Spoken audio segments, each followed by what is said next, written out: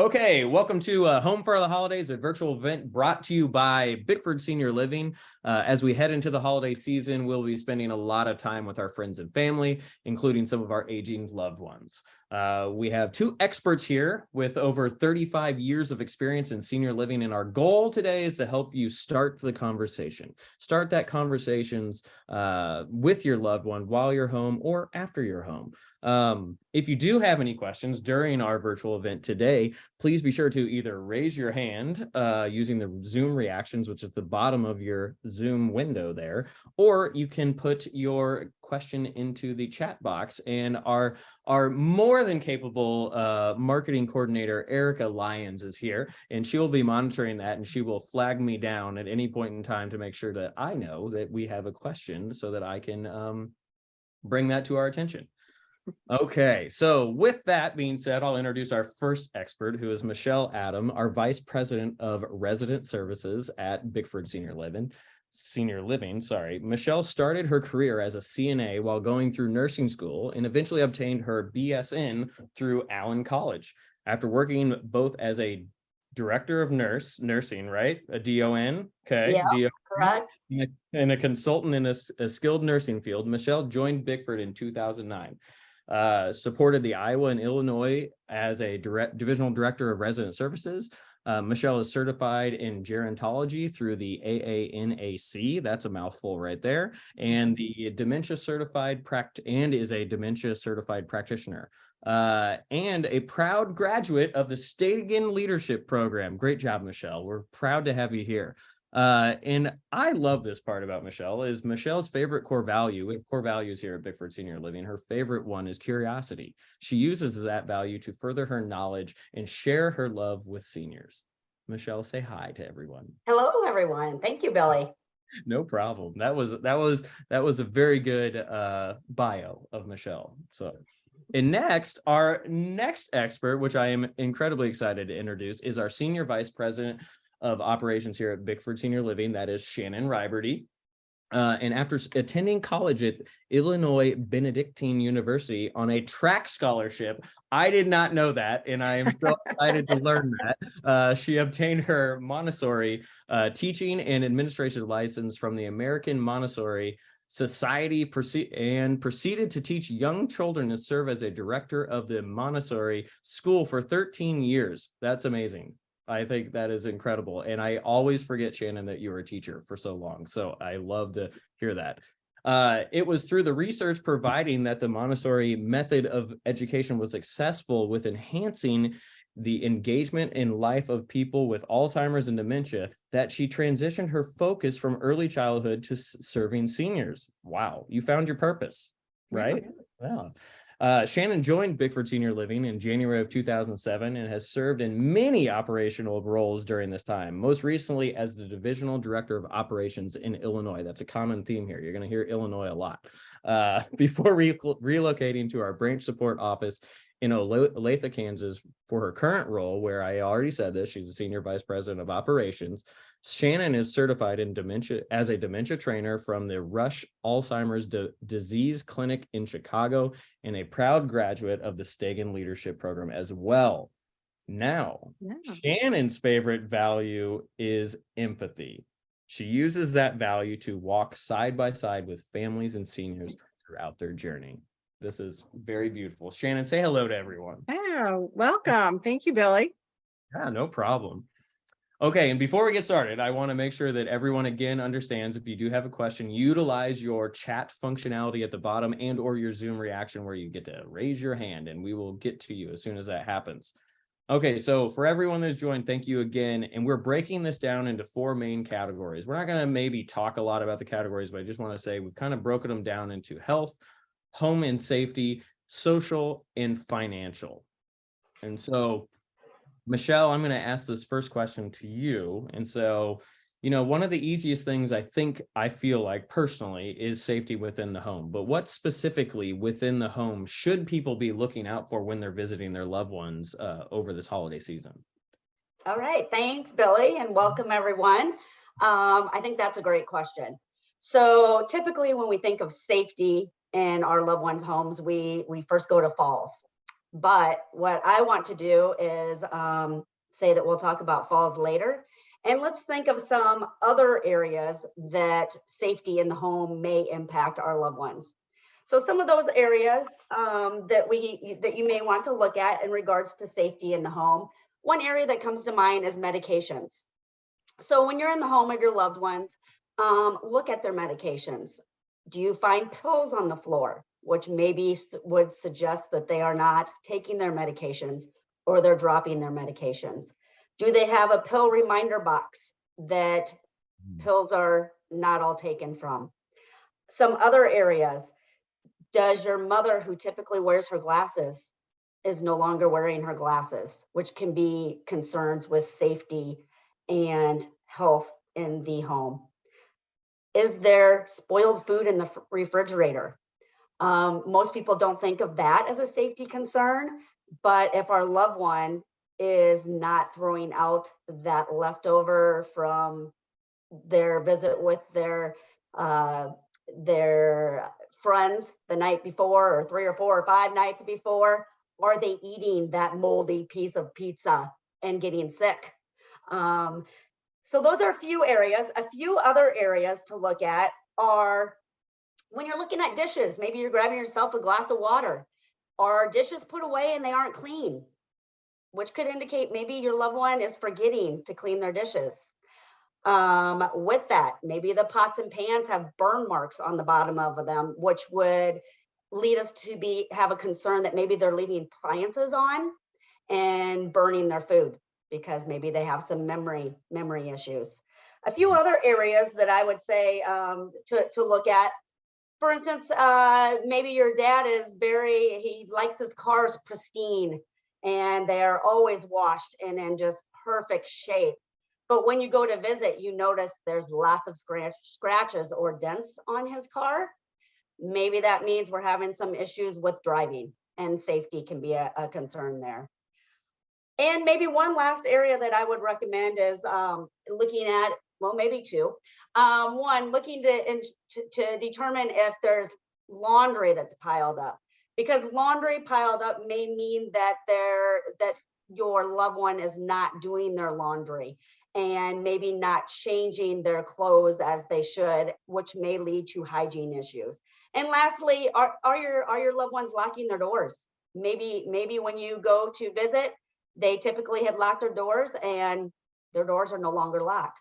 So those are a few of the outside, kind of the outside of the box of the normal safety areas that family members should look at when they're visiting their loved ones during the holiday, or really during any time that you're visiting with your loved ones. Interesting. Thank you. That was enlightening.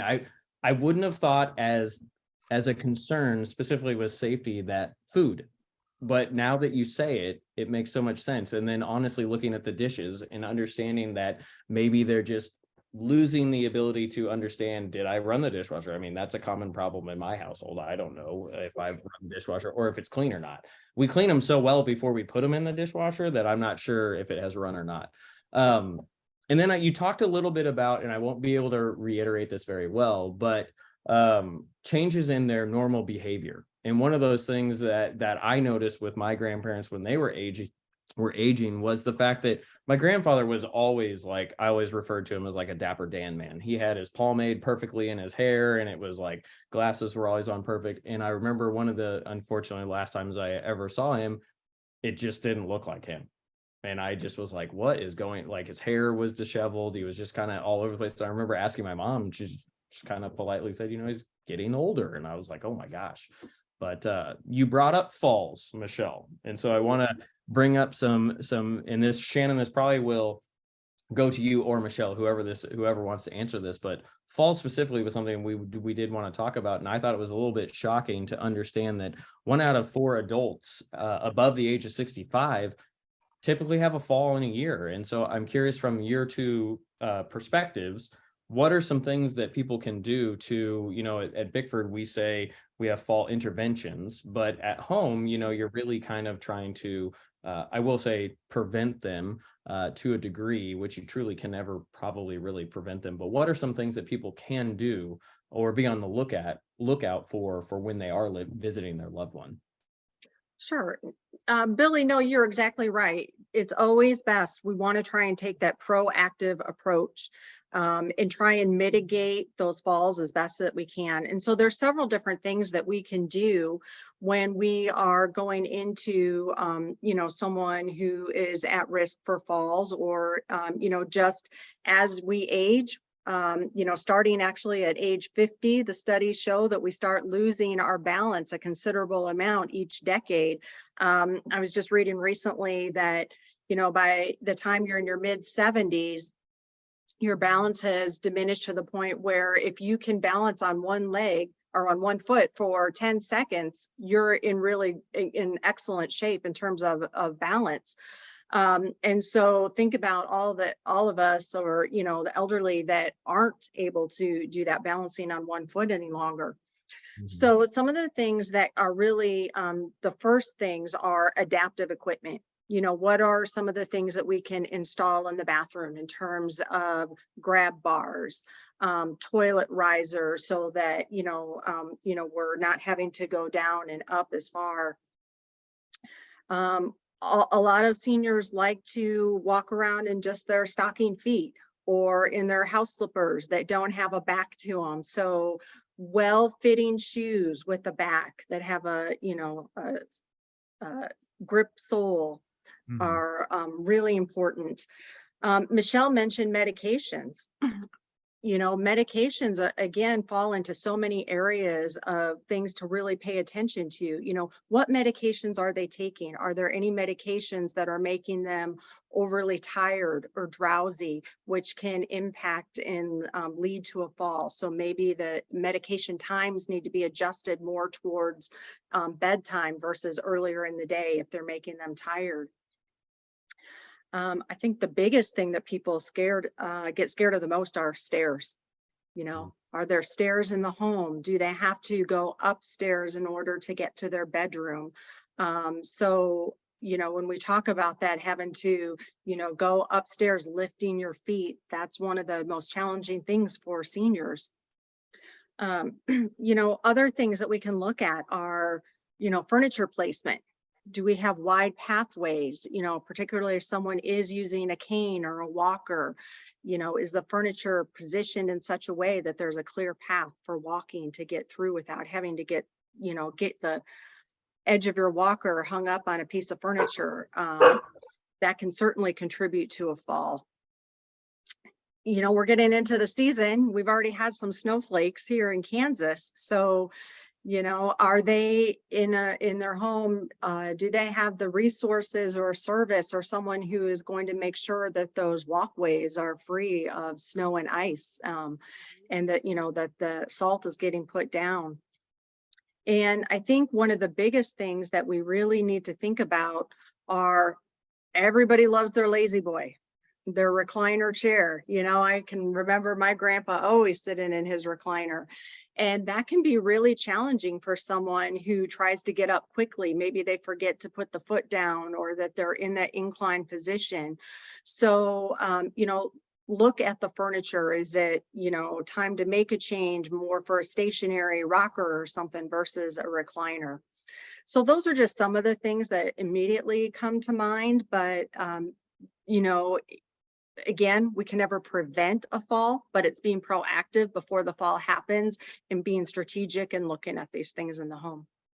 Great stuff, Shannon. Thank you for that. I know it in our household, we inherited Dre's grandparents' recliners, and we totally went into the retirement life as soon as we could because we had them right in front of our TV, and we would sit there, and it was kind of funny because we'd sit there all the time and think about, we kind of look like have retired. We're at an assisted living facility all of a sudden, but yeah, some stuff that I would, it's hard, probably medications that make them tired of them to admit that they might be necessarily tired. So I want to change gears just slightly and think about something that might be a little bit harder to pick up on, or maybe something that's just a little bit more personal.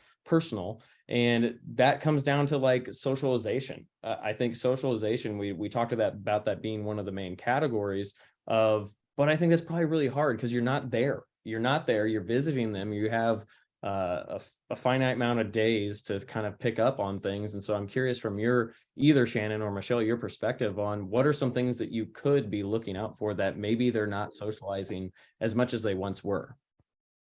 Yeah. Do you want me to go ahead and take this, Shannon?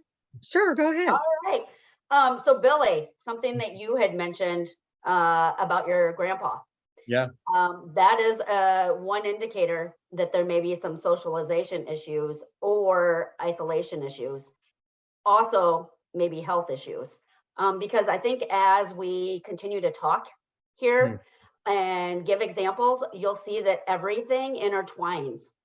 Yeah. And, one thing can cause another, which can cause another.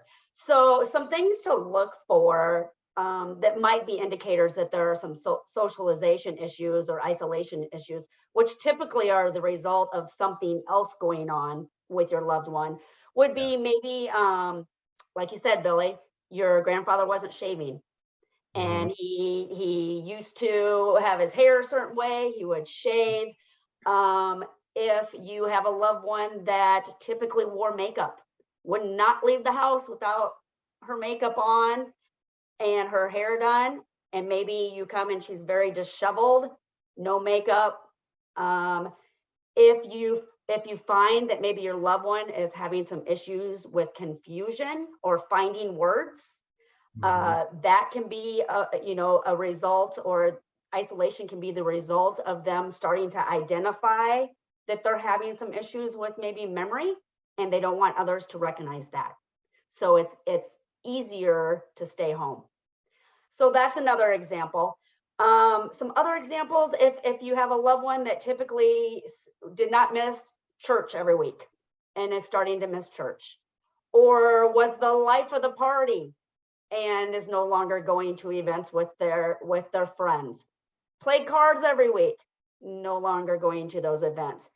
Typically those are all in relationship to something else going on with that resident, with that loved one, whether it's depression, they're noticing something's off, they don't feel good, so there's something health wise, but all of those lack of interest can be indicators that there's some social isolation and maybe some depression or something going on there. Yeah, I know, Michelle, with my mom, we noticed in hindsight, looking back, because my mom has dementia, and she was always very active, and she was the president of their HOA board. And they live in Arizona, so I saw them infrequently, usually around the holidays, coincidentally. And every time when I'd visit, my mom would be telling me about the latest event and, the latest crisis with the HOA that she had to contend with. And then all of a sudden she just stopped going. And she, and it come to find out she was trying to mask for us and for everyone else the deficiencies that because she was starting to have trouble keeping the notes and getting the figures correct when it came time for estimates for repairs and things at the pool. And so, she, initially just said, "Oh, I'm just tired of doing that." And so we took that at face value, but looking back now, knowing my mom, she would never have gotten tired of doing that.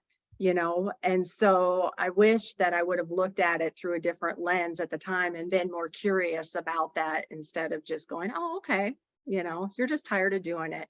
When in reality, it was, she was realizing that she didn't have the capability to do it anymore. And I think she was embarrassed for other people and her peers in that group to pick up on that.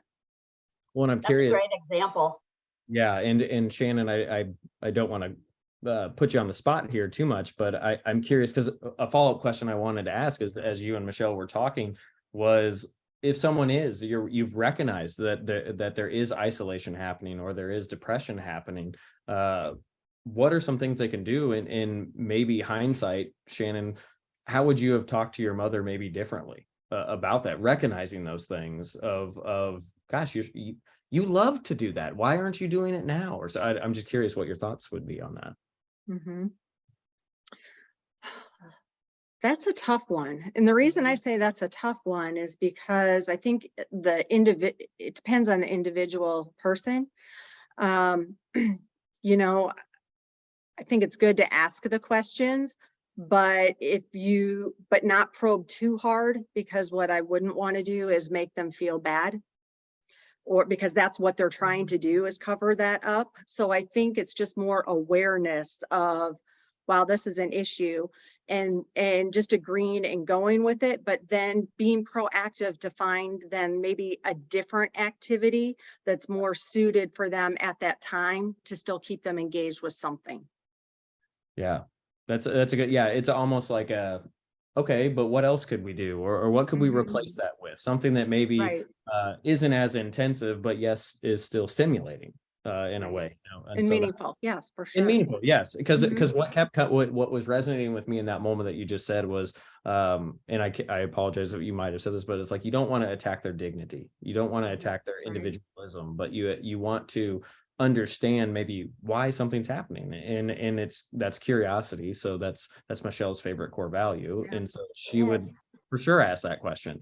But yeah, I think, moving into, and I want to remind everybody that is on the Zoom chat with us, or I'm sorry, the Zoom meeting with us, is if you do have questions, and we want to thank you for joining, we appreciate you being here. If you do have questions, utilize the chat function. Erica is here to help us navigate this and make sure we don't miss any questions, and or use the Zoom reactions at the bottom, and you can raise your hand and we will get to your question. So we, again, want to thank everyone for being here and love seeing everyone be here. So that being said, I'm really enjoying this conversation so far, and that's what we wanted this to be, is just to be very conversational, not informative, a resource for you all that might be headed home here shortly. And we're going to have some more content coming out in the future on bickfordseniorliving.com. But Michelle, I kind of want to move into the health components of it, because it's probably the big thing that everyone's wondering about. But first, before we get there, of you having a pretty extensive nursing background, I would love to get your opinion on why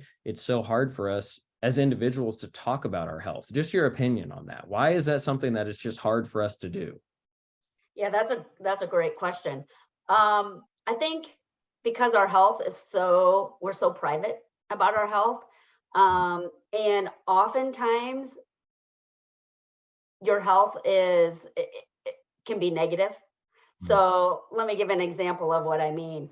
So if I go to the doctor and the doctor says to me, Michelle, you've gained 30 pounds this last year, your blood pressure is high, you are diabetic, and you need to lose weight and get your diabetes under control, or you won't live to see 50 years old. That's not something we go and we share with everyone. Oh, yeah, guess what? My doctor said to me, I'm overweight, I have diabetes, and I'm not going to live long. So I think, you do hear positives when individuals lose weight, or maybe they are on a health journey and have had some positive outcomes. But typically, when we are going to the doctor and when we're talking about health, it's because there's something wrong. And I think that's why we just don't share that, is because it's something that's very personal to yourself. Interesting. I Yeah. think too, a lot of seniors are hesitant to share that information, um, because they don't want to burden their children. We hear that from our residents all the time. Oh, my daughter's so busy. She's working and she's taking the kids to sports practices. And so there's that sense of guilt of not wanting to add, to our children's plate. We've spent our lives, and our parents have spent all this time, being the protectors and being the person that swoops in and fixes everything. And I think that they tend to hold back and not let us in on a lot of that information, simply because they have that sense of guilt where they don't want to, we're so busy, in their opinion, that they don't want to add something else onto our plates. Yeah, I think you hit it with the burden. A Mhm. lot of that is they don't, to your point, of they don't want to be a burden to us. And then honestly, I'm reflecting in like my own mother sometimes, and love her to death, but I love the text message, call me. And I'm thinking, why didn't you just call me? Like, it's like, that's what we have these phones for, is, and if I'm busy, I just won't answer. I'll call you back. But the truth is, like, I guarantee you, majority of anyone in this world would appreciate that moment of vulnerability from either side of it. The aging Mhm. loved one being able to admit that, I'm not doing as well as I used to, but that's part of aging, and that's beautiful in a way. And then vice versa, of the daughter or the son. It's something that I think we have to eventually will probably address as we get to these different scenarios inside, of what we can do to help with that.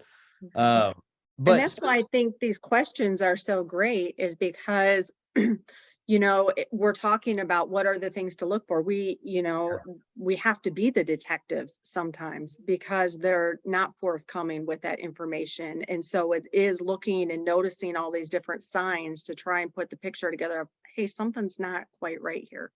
Right. And that's kind of, I was gonna say, the next kind of thing that I want to ask is, like, specifically in the health area, what are some things, and we've probably hit on a lot of them already, but what are some specific things uh truly health related that might be signs or indicators of now might be the time to have that chat, or start thinking about the fact that we need to know where we're going and potentially where your loved one may need to go? Yeah. So a few of and like you said, Billy, we have touched on several Yeah. areas already. But a few that I will reiterate when you're um, interacting with your loved ones, no matter when it may be, you definitely have to use your gut, like Shannon said. I always say use your senses. So what do you see? What do you hear? What do you smell when you're in your loved one's home? So, again, looking at, are they forgetting words? Are they searching for words when you're having a conversation? And that's different than it used to be. Um, are you finding medications, like I said, that are not being taken? Or you have concerns that maybe medications aren't being taken, which could lead to, like Shannon said, falls or the confusion. Mhm. Are you noticing vision issues? Do you see, for instance, maybe bruises and skin tears on their skin or maybe on their face, which might indicate that they have had a fall, or maybe that their balance and coordination is not as good as it used to be and they're running maybe into the wall, Mm. or maybe they're stumbling when they're getting out of that recliner. So, and then, ultimately the hygiene and grooming. Are there smells that your mother would never have put up with in the past? Or are they not shaved? Do their teeth look like they haven't brushed? So hygiene and grooming, again, utilizing all of your senses to kind of take it all in and really get a picture of what might be going on in that environment. Yeah. Shannon, do you have anything to add to that before I move to the next question? Or No, I think that about sums that up. okay, great. And one of the things I know, Michelle, we talked a little bit about is weight loss, and I just was curious if there is any sort of that's a big, probably visible thing, physical thing that you can see when you walked in to maybe see your loved one. But is there any sort of percentage of weight that you might want to be like, okay, that's really past the threshold of, like, we've got to do something now, we need to intervene? Because, and this is kind of a long-winded question, but I know as it relates to, like, muscle mass, there's a lot of muscle mass that you lose as you just normally age, unless you're doing something to prevent that, which you're never going to prevent it fully, but you can do as much as you can. But is there any sort of weight loss target that we need to, a percentage or a certain amount of body fat that we should be alarmed by? And we wouldn't necessarily know that unless they went and had a physical, but just curious what your thoughts were. Yeah, I mean, definitely those, your loved ones that are smaller and weigh less, it might be a little bit more challenging to see those slight changes in the weight, or excuse me, it might be more easily identified to see those changes in the weight because they may only weigh 100 pounds. Right. Those loved ones that maybe weigh a little bit more, the changes of 10, 20, you know, pounds you may not notice. What I would recommend is that you really look at some other factors. when you're looking at weight loss. So some indicators that they may not be taking in the amount of nutrients that they need. For instance, maybe they have circles under their eyes, or their face and their facial features are sunken, which could mean weight loss. It could also mean nutrient deficit or dehydration. Um, the other thing that is a good indicator is, and it's probably a little bit more challenging if you see your loved one often to notice changes, but if you don't see them maybe as often, those significant changes will be more identifiable. So look at their clothing. Do they typically wear clothes that fit well and now the clothes are hanging off of them? Or vice versa. Maybe you have weight gain, clothes that typically fit don't fit anymore, because not only is weight loss an issue, but weight gain could be an issue with certain medical diagnosis. The other thing that you can look at in regards to weight loss or gain is, how are they eating when you're with them? Were they typically non-picky eaters and now they barely touch anything on their plate? Probably, if they're not eating when you're with them, they probably aren't eating when you're not with them. Look in their refrigerator. Is it empty? Maybe they're not getting groceries and making food for themselves. So there's some other indicators that I think are probably better at identifying if there's a issue with weight loss and dehydration, or weight gain and dehydration, than just the weight itself. Yeah, it sounds like that weight loss is truly the lagger in that information of you might be able to get ahead of it in the leading indicators of what you just said, of checking the refrigerator. Are they eating high nutritional foods or not nutritional foods? And then I feel silly to admit this, but I hadn't even thought about the weight gain component of it, that their clothes might be fitting tighter. And that's interesting to think of. So simple to say it and think back now, but at times, it's like, well, how the heck am I going to know how much that person weighs? Well, look at the signs around them. We mentioned at one point about balance and coordination, and so that's probably a big thing. I mean, as we've mentioned, falls being a big component, but what are some either preventative measures or maybe some resources that people could utilize while they're home to help with balance and coordination? Sure. Well, first, we would always want to recommend that they check with their physician before starting any type of exercise if they're not currently doing that. But there are so many things that can be done and modified to someone's level of where they're at. But one of the biggest things in terms of balance specifically is just the simple act of practicing of standing up and sitting down in a chair.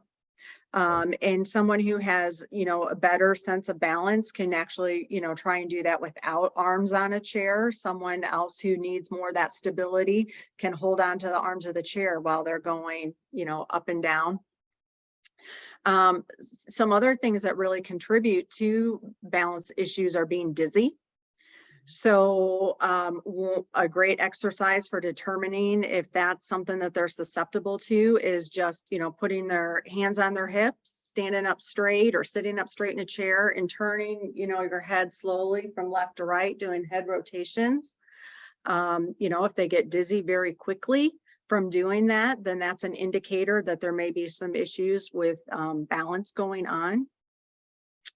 But as far as a resource, physical therapists, most physical therapist groups, I know we work specifically with one at Bickford that will do a screening on all of our residents, or will also service individuals that live in their homes still, and do that screening and assessment on them to get a baseline of where they're at currently and is it age appropriate.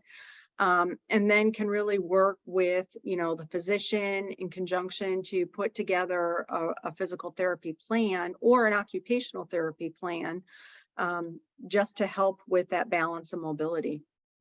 You mentioned baseline, and that was interesting. That's when you started talking about doing these exercises. And I think it's important to say, obviously, consult the physician first before you're really doing anything. But if someone is in relatively appearing to be in good health, it feels like maybe potentially having the conversation and setting these baseline measurements of doing these exercises at home and honestly tracking it.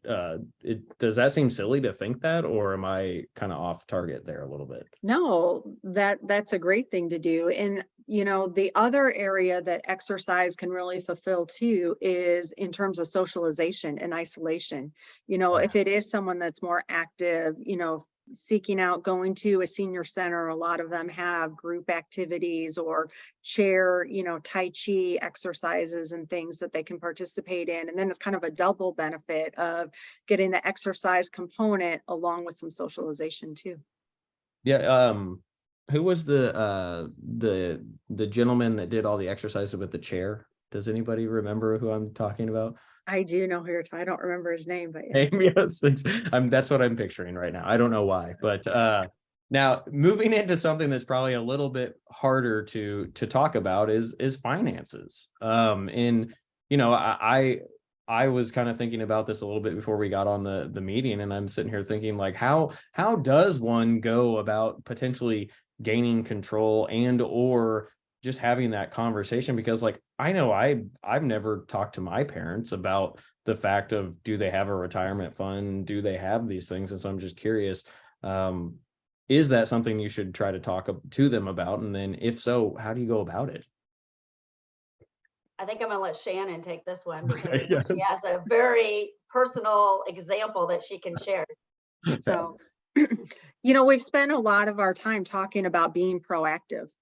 And, there are certainly those seniors who are very transparent and want to make sure that their children or whomever, is their legacy, where everything stands and what they need. And then there are people who are, really private about it, or maybe they're still currently today doing a good job of managing those things. And sometimes, I think we all fall into the trap of thinking that, we're going to be strong, healthy, and, for forever. So in those situations, if you don't know, I think it's really important to have that conversation with a loved one. And if you're uncomfortable talking about it, maybe try writing it out, just some specific questions like, where is, what bank do you bank at? Is there someone in particular that handles your finances that would be a contact name and number in the event, you were unable to do so anymore?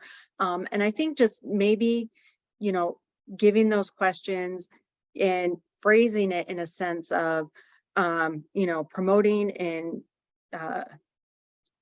keeping their dignity intact, but having that real conversation that, in the event that something should ever happen, I want to make sure that I can honor your wishes. What is it that you want so that I can make sure that I follow out and carry things out as you would have wanted them to. And I think when we put it that way, again, I think it gives them an opportunity to look at it in a different light and be like, okay, I can understand why, my daughter or my son or, my brother is asking these questions now, and maybe I shouldn't be so guarded about it. Yeah, that's really great advice of just to sit there and ponder. First write it down, and then it feels like what you're saying is it's really truly coming from a place of love of doing what their desire is, where they want to, what are their wishes, like you said. And I want to take just a second again to chime in to let everyone know that if you do have a question, we're coming up where we've left time for questions on this before we get to Shannon Riberdy's final thoughts and Michelle Adams' final thoughts. So I just want to make sure, use the chat function to put your question there. And if you don't know where the chat function is, it's down at the bottom. It says chat. Click on that. You'll have a little box that'll pop up. You can type into it, or you can click on the reactions and hit raise your hand, and we can get to you. But that being said, I do kind of want to start to wrap things up. And so we've talked about a lot of things, but I would like to leave time for Michelle. Maybe you go first, and then Shannon go second of just your final thoughts of people are heading home for the holidays and what you think they should really either be on the lookout for, or just advice for them for if they think that their parents might be, or I shouldn't say parents, their loved ones are might be of the age or needing to potentially think about assisted living or memory care. Yeah, I think, I mentioned this before, but I think again, going into those visits with an open mind and utilizing those senses again. So what do you see? You know, what are you hearing from your loved one? What do you smell? You know, all of those senses, and just really opening your eyes to what is going on in that household, and the interactions with your loved one. And then really just taking that all in and use your gut. If you feel like there's something that's just off, you're probably correct. There probably is something off. And then that's when you need to move forward with maybe starting to have some conversations. Yeah.